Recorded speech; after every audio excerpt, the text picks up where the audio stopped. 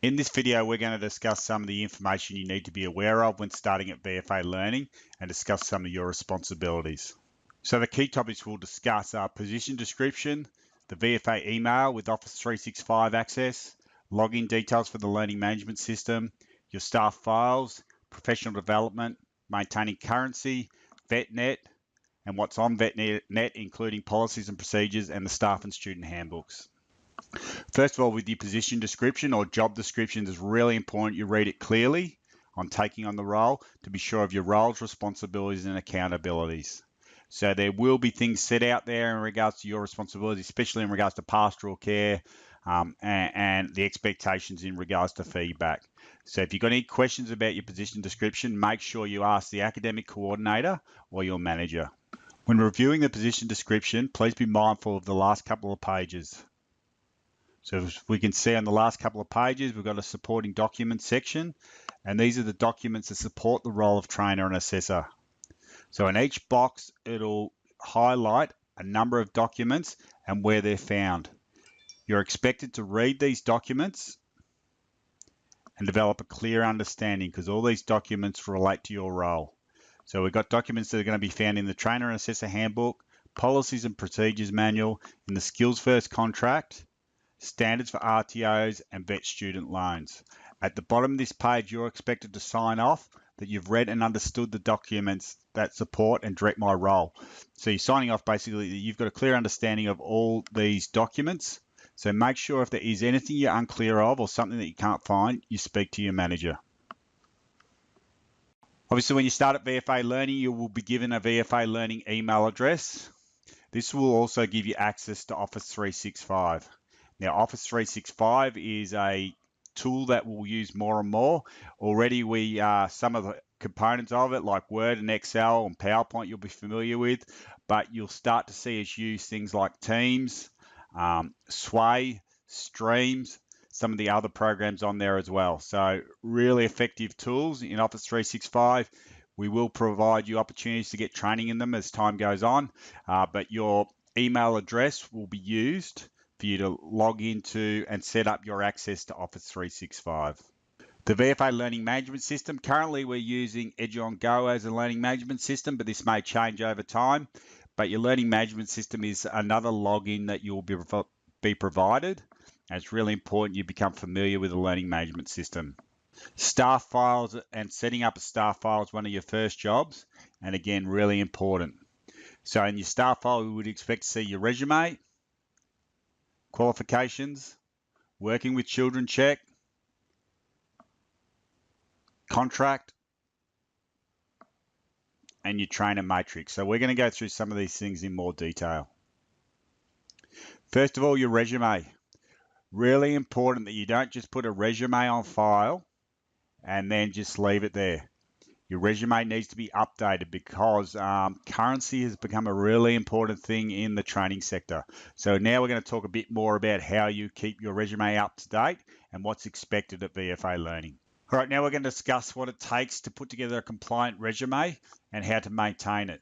So if we look at the resume on the screen, which I've put together, one of the first things you'll notice is that I've signed the top of it. So we just pretend that's my signature and I've dated it. Now we do this to show that it's current. So what's going to be an issue at audit time if the auditor sees it and sees 12th of the 3rd, 16 there? You need to make sure you're maintaining your resume and you're updating it every 6 months. So this is showing that on 12th of the 3rd, 18, which isn't that far ago, this was my current resume as it stands.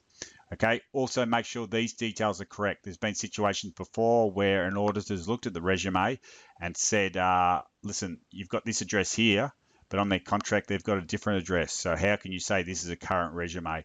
It sounds picky, but these are some of the things that come up.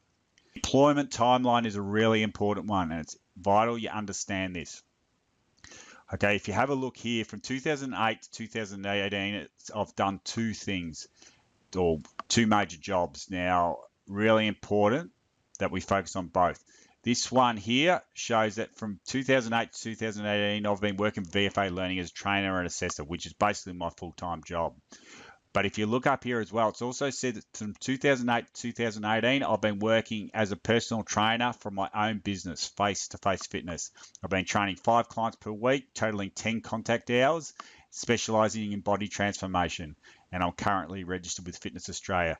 Now, this is really important. The auditor will be looking for this. Not only that you've done this, but you're actually doing it at the moment, so that over the last year, they want to see that you're working in the industry you're training in. So again, we ask that you maintain currency. So as a massage therapist, you might have your massage business there. With some other industries, like with nursing, you might have here that you work at the Epworth Hospital 1 or 2 days per month, and what you do at the Epworth, so you're a cardiac nurse. So really important that you're strongly emphasizing in your employment timeline your vocational experience. Because of the importance of this, you need to make sure you let your manager know if you've got any concerns that you haven't got enough industry currency and you're not doing enough in a year to justify being able to teach for your industry. So again, we've got our industry experience here that we're doing. Sometimes it'll be paid, sometimes it might be volunteer. Your VFA work, then a history of all the other jobs you've got or you've held.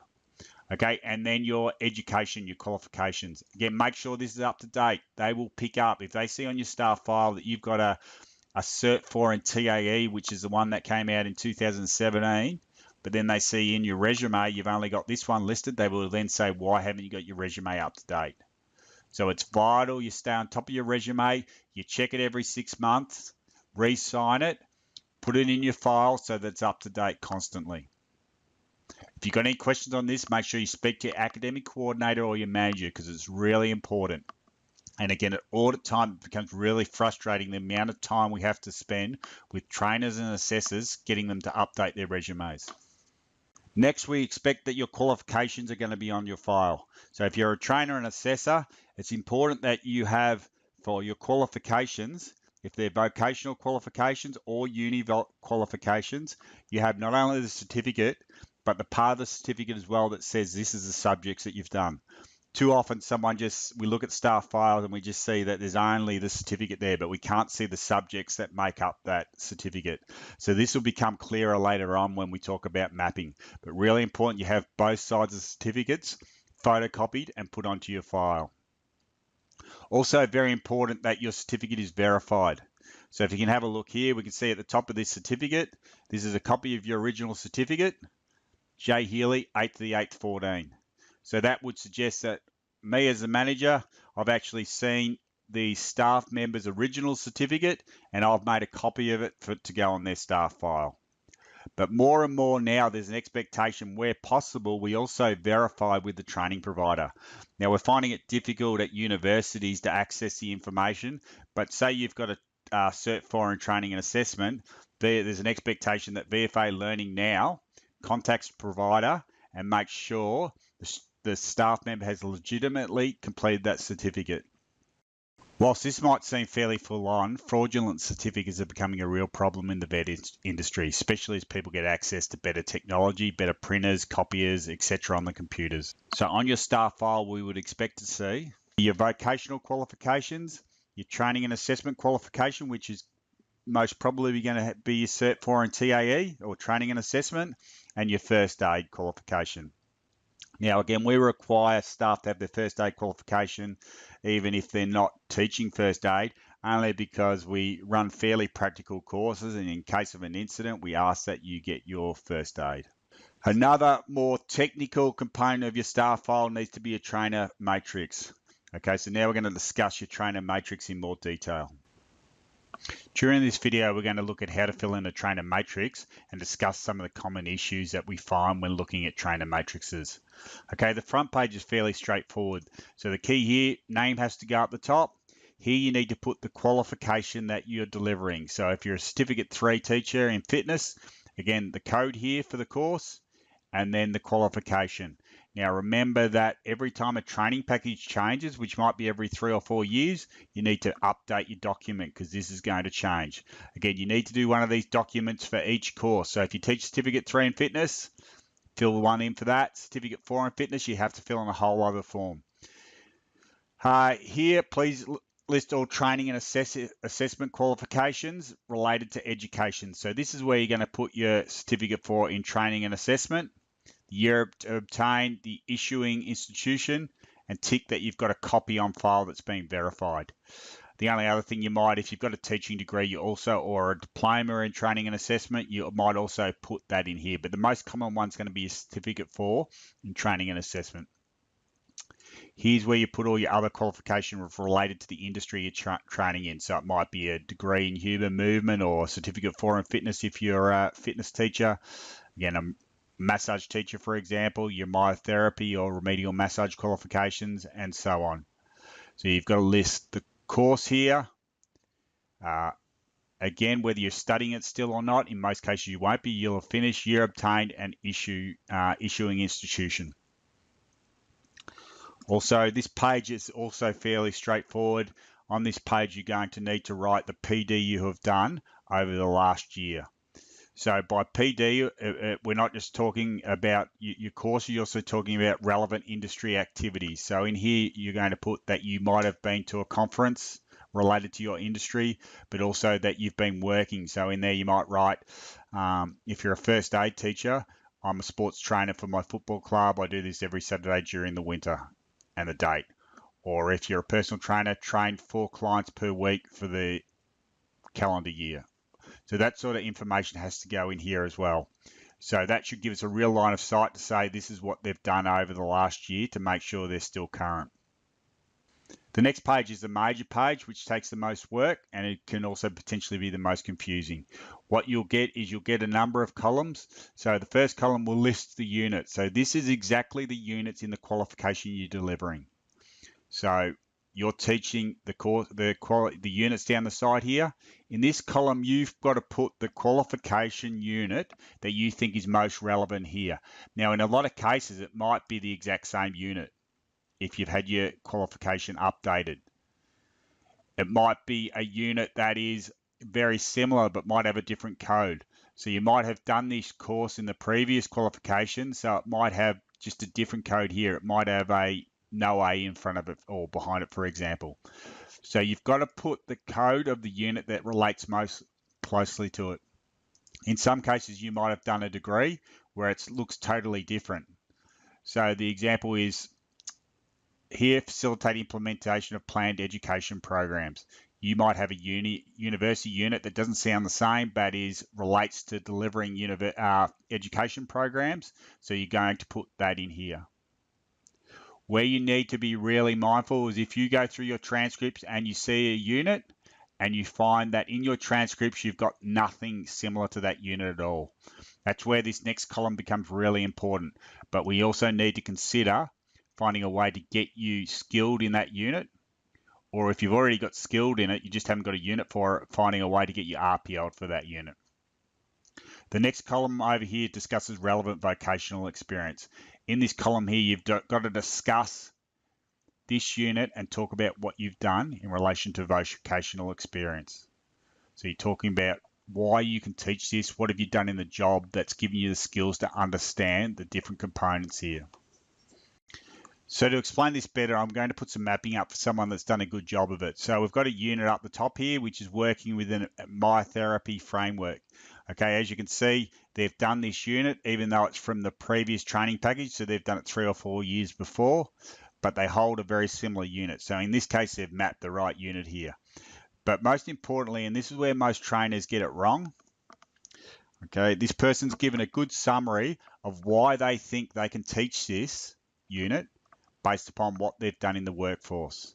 So this gives you an opportunity to say why you think you're qualified based on your experiences to teach the unit. So they've spoken about how they've worked as a myotherapist for 12 years and what they do. So as part of it, they're conducting thorough screening processes that allows them to develop and implement a myotherapy treatment plan and how they apply everything. So they're looking at that unit, they've got an understanding of what the unit's requiring, then they're summarizing why they're able to teach it based upon their experiences. So they've done a really good job.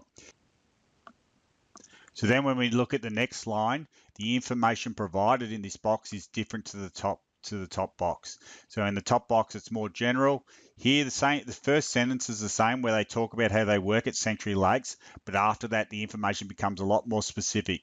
And they're actually talking about the types of tests, neurological tests, and post-treatment tests they do, which align specifically here with the unit. So really important that we don't see this, which is what we often get, which is a problem. Someone writes something up the top here, which is very general, like they've worked as a massage therapist for 20 years and they treat clients and they've got 30 clients, and they just go paste, paste, paste all the way through. You need to make sure that you change what's written here dependent upon what's written out the front here and what the unit says. So this one is specifically an assessment unit. This is a treatment unit. So the information here should relate to treating clients. The information here should relate to assessing clients. It's very important you get that right. So copying and pasting is a real problem. Being too general with the information is also a real problem. So you need to avoid that. Again, you need to provide some significant information. Again, if you've just got a sentence and a half, that's not going to be enough information to justify why you can teach this unit. Another mistake that trainers make is for their mapping, they will actually here spend all their time talking about the fact that for the last 10 years they've taught the subject at VFA Learning. Teaching at VFA Learning doesn't count as industry experience. What you're trying to justify here is that you're still doing it in the industry and you have done it significantly in the industry to say you're enough of an expert to be able to teach the unit. So it's got to relate to the work you do outside VFA Learning. The only case where you could potentially use information about your job at VFA Learning would be for a unit that's not so much related to your specific industry skills. So for example, a computers unit, the unit might be create Word documents. Then you would be able to say, as part of my role at VFA Learning, I have to create Word documents for the students, assessment tasks, and so on and so on. But in relation to your industry skills, you cannot use your teaching. Another mistake we often see here is that someone puts the unit from the qualification they're teaching in this column, which again is a no-no. This column has to be for the units you hold. This column is for the units in the qualification you're delivering on behalf of VFA. So never make the mistake of copying this straight into that unless you actually hold that exact same unit. On the last page, you will then require to sign this and get your manager or academic coordinator to sign it as well. So as mentioned earlier, this can be quite involved. You need to put a bit of time into it. But if you break it down, this column is the units you think are similar. Over here, you've just got to go through what you've done in your past and what you currently do in your industry and explain it against every unit.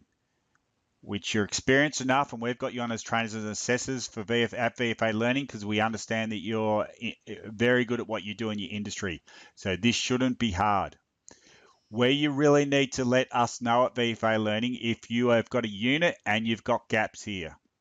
So if you're thinking, okay, I'm looking at my transcript and I haven't really got a unit and I'm finding it hard to really justify that I've done this in my industry, then that becomes a problem. So instead of trying to make it up and tread water and fill the gaps, you're better off saying, listen to your academic coordinator, I've got concerns over my ability to map for this unit. Then VFA Learning will look at ways to get you that unit through recognition of prior learning or provide opportunities for experiences as well so that you can get industry experiences, because again, industry experience is really important when you're trying to teach. So we need to make sure that you have got experience across every single unit on this mapping document. Some other requirements that need to go on your file are your contract or contractor agreement. You're working with Children's Check. Again, we have a number of students that come through here for our courses that are under 18. Professional development certificates you've done, and signed agreements. So signed agreements, we might have an agreement that you understand our SkillsVic contract, or on the safe use of social media, or these are just some examples that are going to depend upon what department you're in. Professional development is becoming more and more important all the time as different industries and companies strive to stay ahead of the game. But in particular in vet, there's been a real focus on it over the last 4 or 5 years, and it's heavily looked at audit to make sure that our trainers and assessors in particular are staying really current, but also we're providing professional development to all areas of our business, whether it be compliance, data input, the sales teams, all departments. We need to make sure we're training them properly and keeping them up with current information. So in relation to professional development for our trainers and assessors in particular, there's a number of areas we need to make sure that we're providing professional development across. So that's their technical or vocational skills, so that they're being provided in training or opportunities to train in the areas that they're skilled in or they're teaching. So for example, if you're a fitness teacher, you're actually doing some professional development to maintain your knowledge in the areas of fitness and sport. This is an example where there's a lot of focus because of the fact that someone might be teaching for 25 years, but they haven't trained anyone for 25 years. So it's important that you maintain your knowledge by actually doing it and getting out there and working and staying up with the latest skills rather than quitting the industry than just teaching for 25 years and falling behind on your knowledge. The next section is just vet skills, so that the staff have an understanding of the various aspects of the vet industry. So again, this might be on validation, on industry consultation, on training and assessment, on training packages, could be across a number of areas, but there is a requirement for staff to do PD in vet skills every year. And thirdly, your teaching and training skills. So this might be on how you present, how you prepare for classes, how you motivate, some activities that you can use, the use of PowerPoint, your pastoral care skills, the mental well-being of your students. All these things would fall under teaching and training skills. So we've tried to provide opportunities across all 3 areas. The next section of this video will explain how we use the learning management system to monitor professional development. In EDU On Go, you'll be enrolled into a PD course depending upon the department you're working in. So in this case, you can see up the top of the page, we've got PD for ECEC. Now, when you get into that PD course, you go to the home screen and you'll see a video which will explain the PD program and how you complete it on the learning management system. Again, the PD will be entered every month, and your academic coordinator will be monitoring this to make sure you're completing your PD. If you've got any questions or there's specific things you want added to the PD, it's important that you speak to your academic coordinator or manager to see whether those features or those courses can be added. But again, watch that video. It'll give you a good summary of your professional development, and basically a schedule will be put on the learning management system that you have to complete each month. Maintaining currency is really important. So I guess there's 2 aspects of this. The professional development you do is one, but the other one is making sure you still have some involvement in industry. So the key way we maintain currency is to make sure you have some exposure to the workforce every year. So for example, making sure that if you're a fitness teacher with us, you're still actually working as a personal trainer at some point. Or if you're a sports teacher, you're still involved in sport. So personal trainers might train 3 or 4 clients a week. People that are teaching the sport course might be coaching a couple of teams. Massage teachers still have their business and do some massages on the outside of their work at VFA Learning.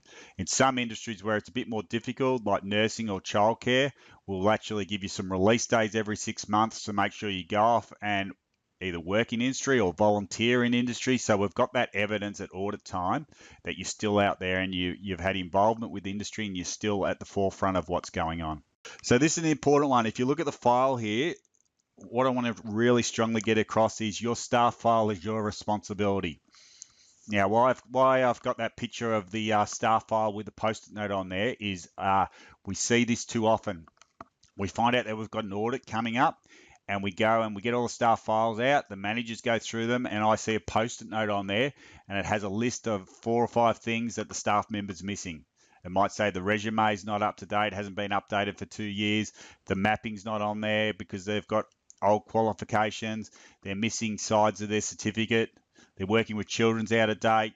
all this sort of stuff becomes really frustrating. So it's vital that you understand that your staff file is your responsibility, that we need to get to audit time. The manager should be able to get it out and your staff file's up to date. So you need to watch the various components of this video and make sure you understand what is required.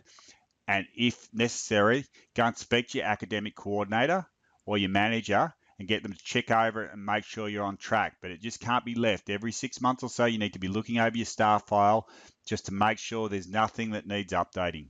Often we get to audit time, and if there's issues, it puts too much pressure on the academy. Managers will spend days trying to chase everyone up to update their staff files. And often it's too late to get done what's required to be done. So this puts pressure on the academy and often will lead to an audit finding to say that, listen, something wasn't up to date. The resume wasn't up to date. There's no evidence that they've been working in the industry. And in some cases, the person has been working in the industry. The resume just hasn't been updated. So again, this leads to a finding at audit. A disciplinary process will be followed if a staff member can't maintain their staff file. So really important that you take this really seriously. You also get access to VetNet. Now, VetNet is like a cloud where lots of the information related to your role at VFA Learning will be stored. So you'll be provided an access to VetNet and you'll provide with some induction on how VetNet works and where to get the information required. So some of the key documents you might be required to get off VetNet are training and assessment strategies, policies and procedures, staff handbooks, trainer handbooks and guides, assessment tasks, assessor guides, and teaching resources. On induction, you'll also be provided with access to HR Central. Now, HR Central looks after a lot of VFA's HR documents, but under here, there'll also be some policies and procedures and some guidelines that you won't find on VetNet.